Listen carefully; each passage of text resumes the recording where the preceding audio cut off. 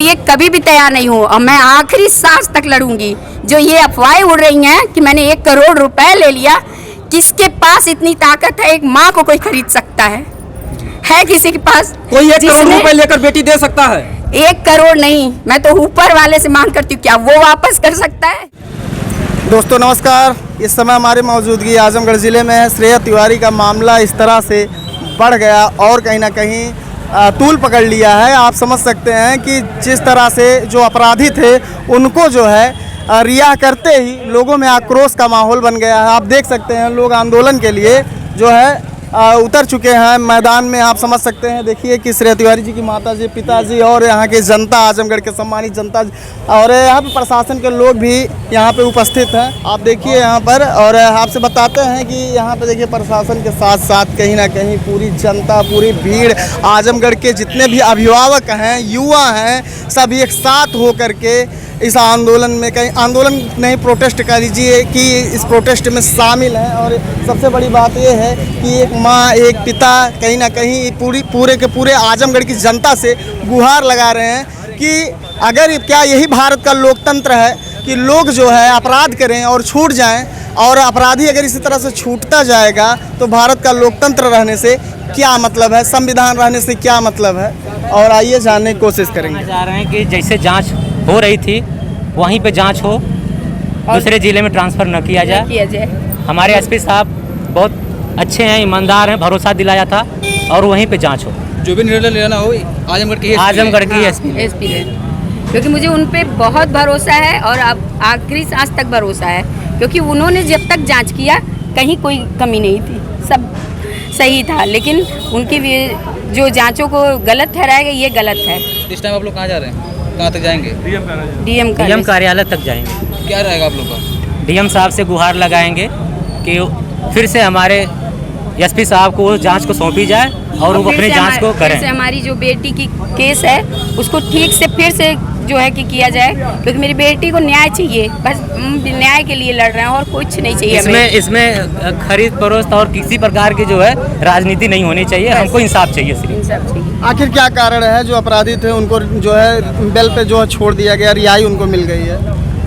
Sir ये तो हम शुरू से बोल रहे हैं कि लोग बाहुबली हैं, कुछ भी कर सकते हैं। यही हुआ है सर। हम लोगों को बिना पता चले दूसरे जिले में ट्रांसफ़र होता है और पूरी जो है एफआईआर लग जाता है कि इनके ऊपर कोई केस नहीं बनता। दिन के अंदर जब हमारे यहाँ गलती हुई, जब हमारी बेटी की जांच हुई तो कहा गया कि कुछ चेक नहीं हुआ, जांच नहीं हुआ और जेल में डाल दिया गया। फिर मेरी बेटी के केस में ऐसा क्या हुआ कि रातों रात पूरा केस पलट दिया गया। अब कहाँ गई जांच प्रशासन की? अभी आप लोग कहाँ तक जाने वाले हैं? डीएम कार्यालय तक जाएंगे। डीएम कार्यालय तक जाएंगे और उनसे भी गुहार लगाएंगे कि क्यों उन्होंने हमारी बात को समझा नहीं। आप देख सकते हैं इस मामले का जो नेतृत्व करने वाले, इस मैटर के हीरो कहे जाने वाले जो है विवेक पांडे जी हैं, और इनसे जानेंगे भैया आज का क्या मकसद रहा है। परिवार आ चुका है जनता के बीच में, परिवार लोगों से न्याय की गुहार लगा रहा है। जिस प्रकार से अन्याय हुआ उस अन्याय के खिलाफ हम सब ये लड़ाई लड़ेंगे और उसके लिए आज जनता को जागरूक करके मैदान में लाने का प्रयास है। और आप देख रहे हैं आजमगढ़ के तमाम ऐसे लोग हैं जो जनता के बीच में, आप देख सकते हैं कि कारण है महिलाएं, बूढ़े, बच्चे और जो भी आजमगढ़ की सम्मानित जनता है इस मैदान में माँ बाप के साथ में, जो दुखी माँ बाप हैं, पीड़ित माँ बाप हैं, जिनको न्याय नहीं मिल रहा है, उनके लिए मैदान में उतरे हुए हैं। और यहाँ पे आप देख सकते हैं कि जो है लगातार जो है कंटिन्यू आप बने रहिए, आपको कवरेज दिखाया जाएगा। कारण ये है कि इनका कहना है कि बाहुबल की वजह से ये जो है छोड़ दिया गया है। यहाँ पे देखिए कुछ एक बहन है, इनसे बात करेंगे और जानने की कोशिश करते हैं। बताइए, प्रोटेस्ट में आप भी हैं? जी बिल्कुल। बताइएगा क्यों जो है माफियाओं को क्यों छोड़ दिया गया है, क्या कारण है? अब कारण यही है कि बस उन लोगों की तानाशाही चल गई और क्या। धनबली हैं बिल्कुल। तो यानी गरीबों की सुनवाई नहीं होगी। हम लोग इसीलिए आज यहाँ उतरे हैं ना फिर से दोबारा, कि हम अपनी बहन को न्याय दिला सके। तो ऐसे लोकतंत्र, ऐसे संविधान का रहना क्या मतलब? कोई मतलब नहीं है सर। जहाँ एक लड़की को इस तरीके से जो है इतना जो है प्रताड़ित किया जाता है, मानसिक रूप से परेशान किया जाता है कि वो आत्महत्या करने पर मजबूर हो जाती है, वो भी ऐसे स्थान पे जहाँ वो पढ़ने के लिए जाती है, शिक्षा ग्रहण करने के लिए जाती है, कोई मतलब नहीं है। श्रेया तिवारी की आप क्या हैं? मैं उनकी बहन ही लगूंगी। आजमगढ़ की हर लड़की उसकी बहन है, हम भी उसकी बहन ही है। जी आइए आइए। भारी मात्रा में आजमगढ़ की जनता जो है इस मामले में सपोर्ट कर रही है। आगे दिखाइए, हमको मत दिखाइए। सपोर्ट कर रहे हैं और लोग यहाँ पे जो है बने हुए हैं। आइए हम आपको दिखाते हैं, लाइव कवरेज लेके चलते हैं। आप देखते रहिए, टाटा रिपोर्टर न्यूज़ के साथ आप बने रहिए और आपको हम पूरी खबर दिखाते हैं। यहाँ पे देख सकते हैं कि जो है छात्र संघ के कुछ लड़के, मतलब कहीं ना कहीं हर स्कूल के लड़के आपको दिखाई पड़ेंगे और अभिभावक, यानी आजमगढ़ के जो अभिभावक हैं जिनके बच्चे स्कूलों में पढ़ते हैं, जिस तरह से बच्चों को टॉर्चर करने का ये स्कीम चला दिया गया और इसी वजह से लोगों में आक्रोश है और लोग जो है इस मामले में बने हुए हैं और लोग जो है डीएम आवास तक जाने वाले हैं। जी नमस्कार दोस्तों, इस वक्त आप देख रहे हैं काफ़ी जन सैलाब यहाँ पर उमड़ी हुई है श्रेया तिवारी के मामले में। और जिस तरीके से देखी जाए कितनी जन सैलाब उमड़ी हुई है, सिर्फ और सिर्फ उनको न्याय दिलाने के लिए कहीं न कहीं जो उनका न्याय हिरासत था, उनके कैदियों का, उनके दोषियों को कहीं न कहीं मतलब बरी कर दिया गया। उसी के सिलसिले में फिर से एक बार यहाँ पर जन सैलाब उमड़ी है। अब देख सकते हैं उनके मम्मी और पापा फिर से धरने में सम्मिलित है और ज्ञापन देने के लिए डीएम ऑफिस तक एक रैली निकाली गई है ताकि ज्ञापन के जरिए फिर से न्याय संदेश दिया जा सके, ताकि उनको न्याय, जो बेहतर न्यायपालिका है उनके द्वारा फिर से उनको न्याय बेहतर तरीके से मिल सके, ताकि अन्य किसी बेटियों के साथ ना होने पाए। जहाँ आप एक बार और एक देख सकते हैं आगे पुलिस प्रशासन लगी हुई है ताकि किसी भी प्रकार की किसी के साथ अभद्रता का व्यवहार ना होने पाए और शांतिपूर्वक इस धरने को दिया जाए। और देख सकते हैं पुलिस प्रशासन आगे है, महिला कांस्टेबल भी हैं और जेंट्स कांस्टेबल भी हैं। पूरी तरह से यहाँ सुरक्षा को मद्देनजर रखते हुए दिखाया जा रहा था कि आप देख सकते हैं कितनी बड़ी जन सैलाब है और कहीं न कहीं इस धरने का संदेश बनता है कि बेटी के साथ न्याय होना चाहिए। आप क्या कहिएगा इस धरने में? जरूर अपनी प्रतिक्रिया बताइए। कि न्याय ना मिलने के कारण आज लोग जो है यहाँ पे इकट्ठे हैं। लोग कह रहे हैं कि मैंने 1 करोड़ रुपया ले लिया अपनी बेटी के लिए, लेकिन मैं चाहती हूँ कि मुझसे वो 1 करोड़ रुपया ले रहे हैं और मेरी बेटी को वापस कर दे, जिंदा मेरी बेटी को मेरे सामने खड़ा कर दे। है उनकी हैसियत, इतनी हैसियत है, दे सकते मेरी बेटी वापस। समझ सकते हैं कि वाकई में यहाँ पे पैसे का दिखावा यार दिखावा। यहाँ पे देख सकते हैं कितना बड़ा जो है डिमांड रख दिया गया माँ बाप से कि 1 करोड़ रुपए का डिमांड रख दिया गया। क्या 1 करोड़ रुपए से किसी की बेटी को वापस किया जा सकता है? किसी की बेटी की जिंदगी को वापस किया जा सकता है? इतनी बड़ी बात है और बहुत सोचने वाली बात है, समझने वाली बात है। आप प्रतिक्रिया में बताइएगा आखिर क्यों ऐसा होता जा रहा है। दिन प्रतिदिन भारत का जो संविधान है और देश चलाने वाले जो है क्या शैतान की तरह जो है हो गए हैं कि उनको किसी की बेटी की जो है चिंता नहीं रह गई है। क्या जो है सिर्फ जो है मोदी सरकार बड़े बड़े वादे करती है कि जो है हम बेटियों के साथ में हैं, बेटियों की सुरक्षा को प्रदान करते हैं और बेटियों के लिए ही हमारी सरकार है। और किसी सरकार में बेटियां स्वतंत्र रूप से टहल नहीं सकती थी, लेकिन हमारे सरकार में बेटियां आज़ाद हैं, स्वतंत्र हैं। लेकिन यहाँ पे स्वतंत्र के साथ कहीं ना कहीं परतंत्र का मामला आजमगढ़ में नज़र आ रहा है। और सबसे बड़ी बात यही है कि अगर आज स्वतंत्रता इस तरह से होती तो एक माँ बाप लाचार ना होते और सड़कों पे इस तरह से आंदोलन करने के लिए मजबूर ना होते। और बने रहिए, देखिए ये लोग ये जो है भीड़ जो है आजमगढ़ की, जो ये भीड़ है श्रेया तिवारी के समर्थन में जो निकली हुई है, ये डीएम कार्यालय तक जाने वाली है ज्ञापन को देने के लिए, उनको सूचना देने के लिए। और देखिए आगे प्रशासन का एक जत्था यहाँ पे लगा हुआ है। ये लोग चाहते हैं कि यहाँ पे कोई दंगा फसाद ना हो ताकि शांतिपूर्ण तरीके से यह कार्य संपन्न हो सके। चालू करें। आप देख रहे हैं जो ये धरने का जत्था है कहीं ना कहीं कलेक्ट्रेट तक पहुंचने वाला है और कारण है। और यहाँ पे देख सकते हैं कि पूरी जो है आजमगढ़ की जनता इस समर्थन में है। पूरा फोर्स आजमगढ़ का यहाँ पे लगा दिया गया है ताकि यहाँ पे एक कहीं उग्र आंदोलन में ना बदल जाए। लोगों में आक्रोश पहले से ही था और काफ़ी बड़ी बात है। और जहाँ तक बात है यहाँ की जनता का पूर्ण समर्थन है इस मामले में। और पूर्ण समर्थन क्यों ना हो, एक बेटी के न्याय की बात है। इस बेटी के न्याय के लिए आजमगढ़ की जनता लड़ रही है और आजमगढ़ की जनता कहीं ना कहीं श्रेया तिवारी के माँ बाप के साथ में सड़क पर उतरे हुए हैं। एक सवाल की बात करें, जब ये घटना होती है, पहली बात तो उस महोदय ने, उन्होंने एक वर्ड यूज़ किया था कि संयोग है। ये संयोग नहीं है महोदय, ये वियोग है। आप किसी की दुर्घटना और किसी की मौत को आप संयोग नहीं बोल सकते। वो सोशल मीडिया पे कुछ एक्टिविस्ट को, कुछ सोशलिस्ट को वो खुलेआम धमकी दे रहे हैं ये विद्यालय का वो होता है क्या? अगर आपके खिलाफ कोई आवाज़ उठा दे, और मैं कह रहा हूँ कि अगर मैं सही हूँ, मेरे खिलाफ एक नहीं अब 10 आवाज़ उठाइए, मुझे किस बात का डर रहेगा? सुनने में भी आ रहा है कि कहीं ना कहीं मीडिया वालों के ऊपर भी वो मानहानि का दावा जो है लगाने वाले हैं, ऐसा? वो सर वो कुछ भी कर देंगे। और रही बात मुकदमा लिखने की और ये करने की कि मुकदमा सिर्फ लिख देने से अगर आदमी अपराधी और गलत हो सकता है, तो उनके ऊपर वो खुद से पूछ लें, उनके ऊपर कितने मुकदमे और वो लिखे गए हैं, कितना साफ सुथरा उनका इतिहास रहा है। मतलब अभी ये जंग कब तक जारी रहेगा सर? सर ये जंग नहीं है, ये तो हम कह रहे हैं ना कि ये सिर्फ एक ट्रांसपेरेंसी है, एक हम चाह रहे हैं कि एक पारदर्शिता बस लाई जाए अभिभावक और विद्यालय प्रशासन के बारे में। इस मुद्दे की बात तब तक हम रहेंगे सड़क पे और तब तक हम प्रशासन और शासन से सवाल पूछते रहेंगे जब तक उस बिटिया को न्याय नहीं मिल जाता है। इसमें कोई दो राय नहीं है, कहीं से भी उनको ये शंका तनिक मात्र भी नहीं होनी चाहिए, क्योंकि उन्होंने जाने अनजाने बहुत से युवाओं को, बहुत से अभिभावकों को जगाने का काम किया है, तो कहीं ना कहीं वो अच्छा भी किए हैं ये। और जो माफिया की एकजुटता हुई है, ये उनको हम बता देना चाहते हैं कि वो एकजुटता जो दिखाए हैं, क्या उन्होंने विद्यालय प्रशासन से पूछा क्या कि बिटिया गिरी, कोई 50 फीट ऊपर से गिरता है तो आप उसको स्कूटी पे बैठा के ले जाएंगे? आप ऐसे बड़े स्कूल हैं, आपके पास क्या कोई 4 व्हीलर नहीं थी?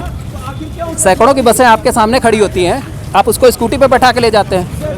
कहीं ना कहीं ये तो प्लान था। अब बताइए, लोगों का कहना है प्लान था। आप बड़े समझदार और बड़े अपने आप को सम्मानित विद्यालय की श्रेणी में रखते हो, आपने पुलिस को फ़ोन किया था क्या? आप उनसे पूछिए कि पुलिस को किसने फ़ोन किया था? माता पिता ने फ़ोन किया था। आपकी जिम्मेदारी नहीं बनती थी? क्यों नहीं बनती? आप माता पिता को गुमराह कर रहे हैं। पहले उनको बोला जा रहा है कि बिटिया मर गई, उसके बाद जब वो हल्ला मचाते हैं तो बोलते हैं कि सांस चल रही है, और बिटिया को वहाँ पे आपने एम्बुलेंस में खड़ा कर रखा है। ये संवेदनहीनता और उसकी पराकाष्ठा को पार कर रहे हो ना। अभी आप लोग डीएम साहब के ऑफिस जा रहे हैं, ऐसा कुछ? जी, हम ज्ञापन देने के लिए? हम ज्ञापन देते रहेंगे सर। हम तब तक अपनी लड़ाई लड़ते रहेंगे जब तक कि उसे सही न्याय नहीं मिलता है बिटिया को। चाहे इसके लिए हम शासन प्रशासन जहाँ तक जाना होगा हम जाएंगे। देखिए इस समय कलेक्ट्रेट में पहुंच चुके हैं जो अभिभावक थे श्रेया तिवारी के, और यहाँ पे जो भीड़ थी, और देखिए प्रशासन की कितनी मात्रा में सुरक्षा दी गई है यहाँ पे।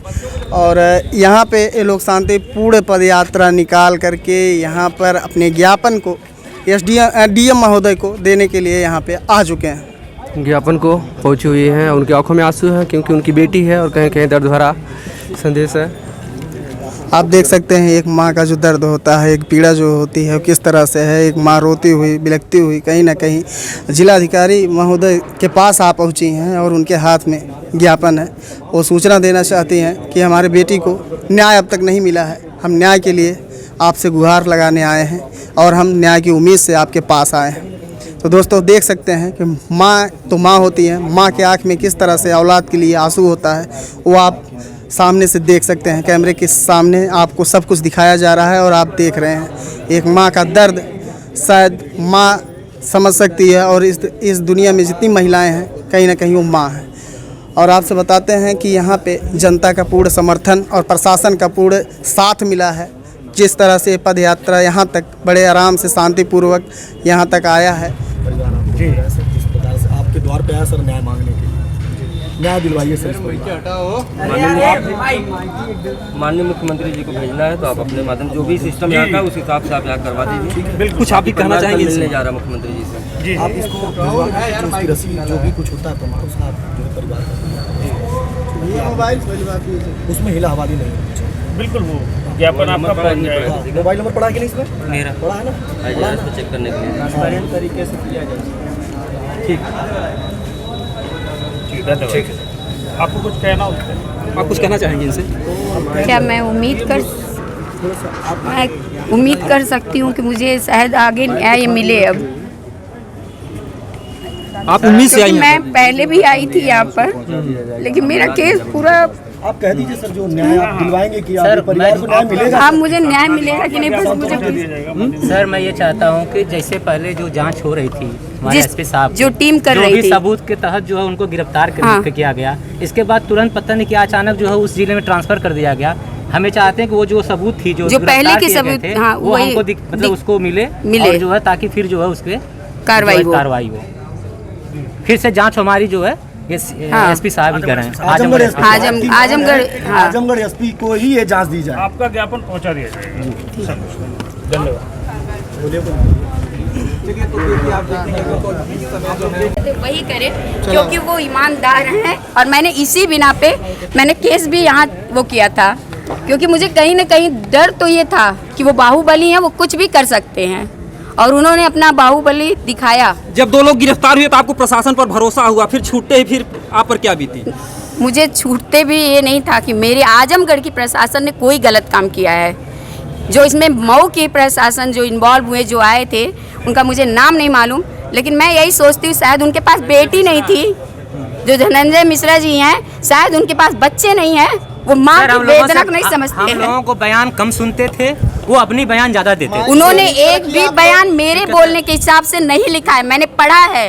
बार जो मैं बोल रही थी वो गलत लिख रहे थे। बार बार मेरे बच्ची को वो गलत वहीं ठहरा रहे थे। जी जी, जबकि उनका काम नहीं है ये। सुनने में आया कि दो लोगों को गिरफ्तार भी करे हैं। ये सब घुमाया जा रहा है, ये घुमाया जा रहा ये है। बातों को जो है उसमें डाइवर्ट किया जा रहा है। मैं इस चीज के लिए कभी भी तैयार नहीं हूँ और मैं आखिरी सांस तक लड़ूंगी। जो ये अफवाहें उड़ रही हैं कि मैंने 1 करोड़ रुपए ले लिया, किसके पास इतनी ताकत है? एक माँ को कोई खरीद सकता है किसी के पास? कोई 1 करोड़ रुपए लेकर बेटी दे सकता है?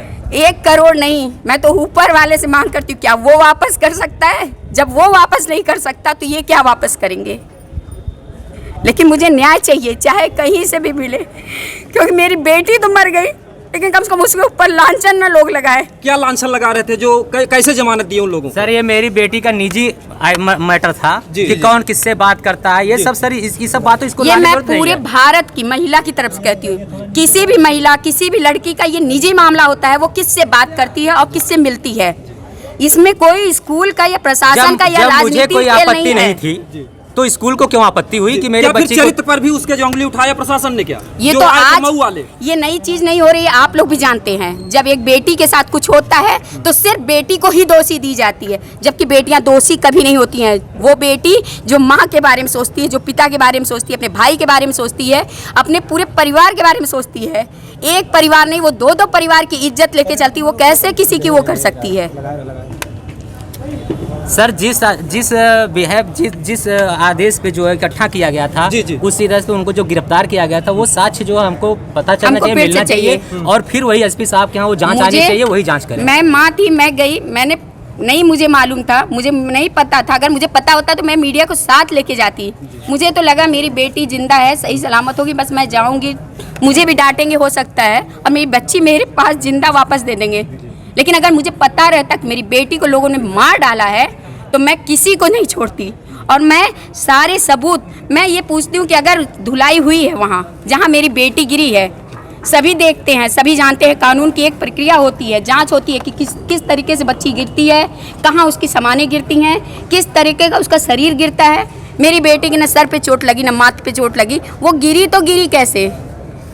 मुझे प्रशासन से यही जानना है कि मेरी बेटी के साथ सर, हुआ क्या। जो भी फोटोग्राफर ग्रुप फोटोग्राफी हुआ, कि जो प्रिंसिपल ऑफिस था उस दिन वो लॉक क्यों नहीं किया गया? क्योंकि उसी में जो 70 से 80 मिनट का मैं ये चीज वहाँ तुरंत मैंने कहा, क्यों नहीं किया गया? मैंने तुरंत कहा था कि पूरी सील की जाए, इसलिए सीज की जाए कि यहाँ सबूत मिटाने की कोशिश तो ही नहीं की गई है, अभी आगे भी कोशिश की जाएगी, लेकिन ऐसा कुछ नहीं हुआ। जैसे बताया जा रहा है कि प्रिंसिपल ऑफिस में अब कहा जा रहा था कि इसमें सीसीटीवी नहीं, सीसीटीवी का कोई भी कैमरा सर, नहीं गेट लगा। का भी तो कैमरा नहीं दिखा, गेट का भी तो कैमरा नहीं हमारी बच्ची दिखा। स्कूटी से जा रही है कि गाड़ी मेरी से जा रही बेटी है। कहाँ गिरी और कब किसने उठाया, किस पे लादा और क्यों लेके गए? मैं तो अपनी बेटी को बाहर एम्बुलेंस में देखती हूँ, मैं बर्दाश्त नहीं कर सकी उस वक्त कि मेरी बेटी एक लावारिस लाश की तरह रोड पे छोड़ दी गई थी। आप लोगों को घुमाया भी गया वहाँ पर, जी। बेमतलब का समय दिया एक गया। सवाल और है, क्या आप जो है आपको भरोसा है जो है नहीं, अपनी नहीं। सरकार पे जो है, जैसे हमारे योगी मुझे जी से भरोसा है। या मोदी जी से भरोसा है आपको? मुझे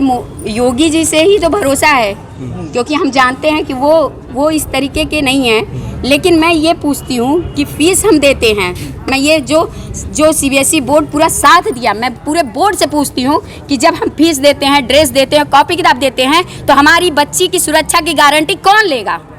आपको योगी जी पर भरोसा? क्या कोई बयान आया? क्योंकि मीडिया से बातें वायरल हो रही हैं, अभी तक कोई बयान आया? सांसद निरहू जी जो कि भाजपा से हैं, अभी तक कोई बयान कुछ भी नहीं आया, कोई हमारे लिए सिंपैथी भी नहीं आई। जी, जी। लेकिन हो सकता है कि नहीं उन तक पहुंची हो बात, जी। लेकिन हम पहुंचाएंगे।